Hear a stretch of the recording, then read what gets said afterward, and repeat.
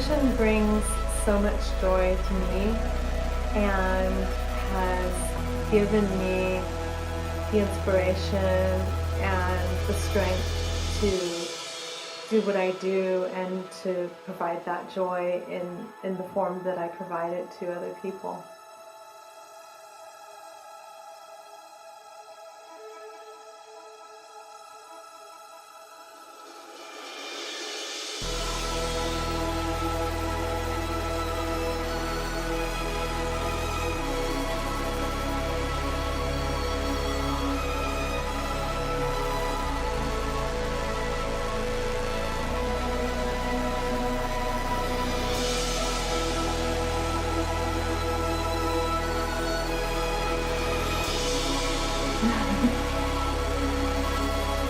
I am Donna from Hoesslin.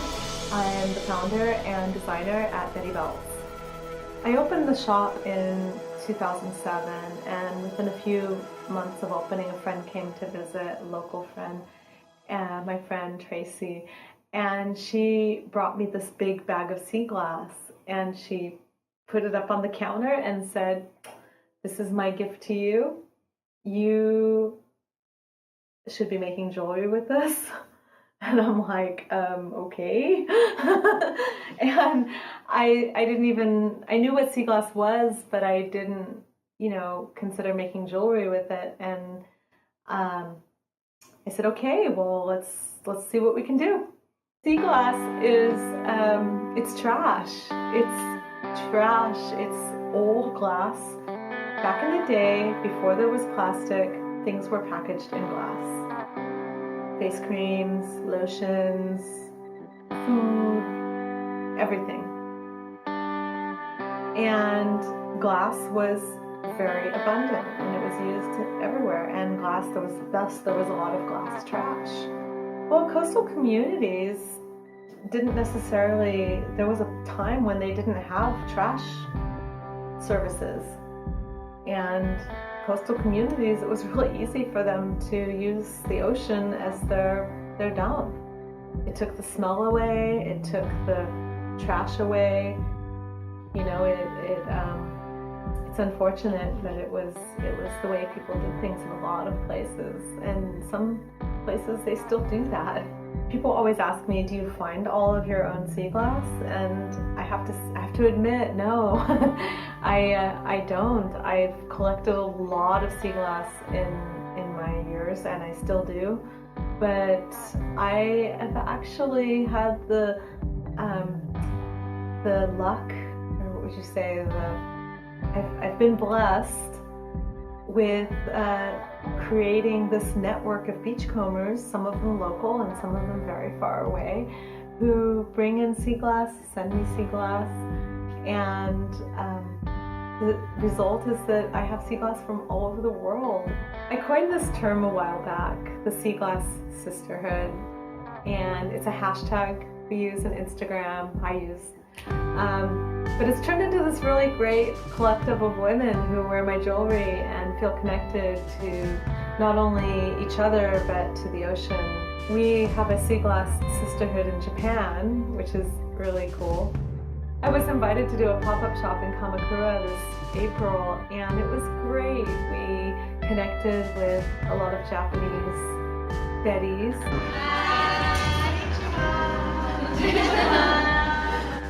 And collected sea glass, and it was just beautiful, and I can't wait to do it again. This beautiful blue sea glass that I cherish personally from Japan comes from sake bottles, and I just love that. Like, our beer bottles are brown or green, and their sake bottles are this beautiful blue. One year, David and I went to Portugal, and I was all about finding sea glass in Portugal. And I scoured every beach. We visited over 40 beaches during the 2 weeks that we were there.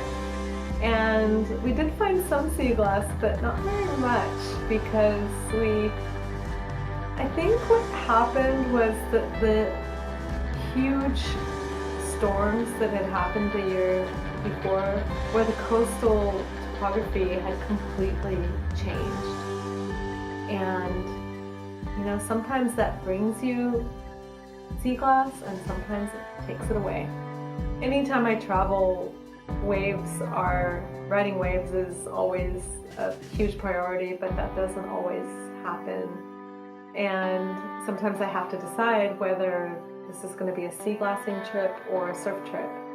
And maybe I'll bring a board if it makes sense, but sometimes I don't.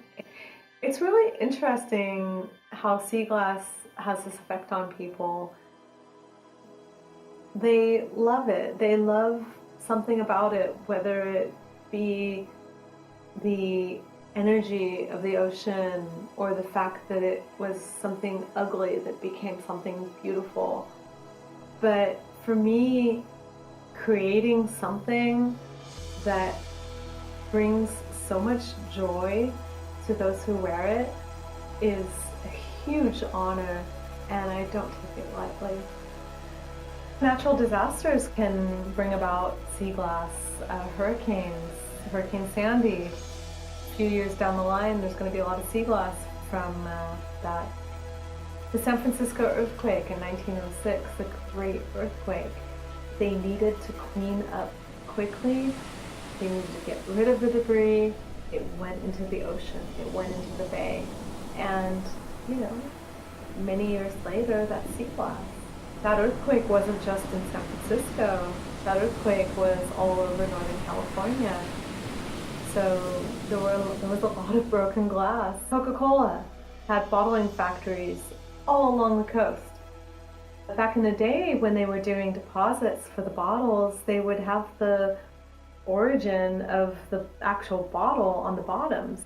Ventura bottle bottom, you have Santa Barbara, you have Sacramento, you have New York, you have all these different areas. So when they took the deposit back, they would reroute it back to the original bottling factory and refill it and put it back on the market. This was gifted to me by one of my local beachcomber friends.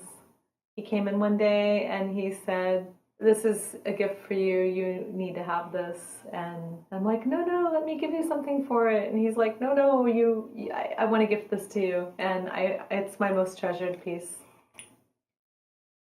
I experience an incredible amount of generosity with the business that I've created here. You know, I started the company with the premise of as little waste as possible. And I mean, really wanted to have the smallest footprint possible. This was long before it became trendy or, you know, important for everyone to do it. We were doing it just because we felt it was the right thing. I was doing it just because I felt it was the right thing. I developed a relationship, a symbiosis with other businesses who were receiving packages of the sizes that we needed in boxes, and they were throwing them out. And so we would take them and reuse them one more time because why not? We upcycle surfboard resin. We use the waste byproduct of board building and turn it into jewelry. I think sea glass is kind of both upcycling and recycling. Sea glass is interesting because it's trash.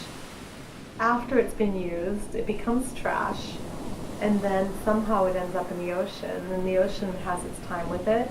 Yeah, I mean, if you don't pick up that sea glass in time, it just goes back to being sand. So I remember a day sea glass hunting up in Northern California, and I found this really tiny red. It was almost so small that you could barely set it. I realized if I didn't turn it into something that someone could treasure, a piece of jewelry, that it would probably just be worn down to nothing and turned back into sand. I felt like it was my responsibility to pick up that piece of sea glass and turn it into something beautiful, which is what we did. My style of design is pretty classic. So the design process that I use involves asking myself, is this something for now?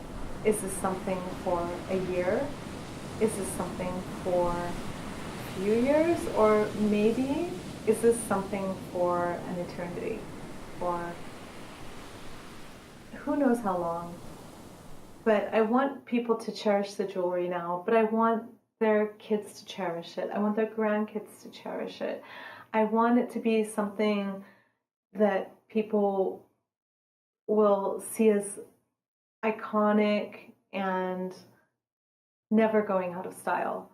So for me, sustainability isn't just about the manufacturing process and using and upcycling products, from recycled or upcycled materials.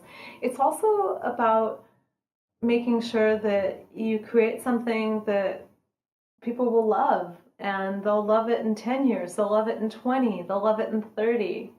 That's important to me. I am continually inspired by the ocean. From day one, the ocean has been and continues to be what inspires me to do what I do. I surf on a regular basis. I surf several times a week, and I live really close to the ocean. If I could have it my way, I would live right at the beach, but a mile away is not too bad. And just spending so much time in the ocean keeps me connected in ways and continually inspires me to do this and come up with things that inspire other people. Hunting for sea glass is really nice. It's very relaxing. It's a zen kind of thing. Everybody I know who hunts for sea glass says that it's one of the more relaxing things they can do in their life.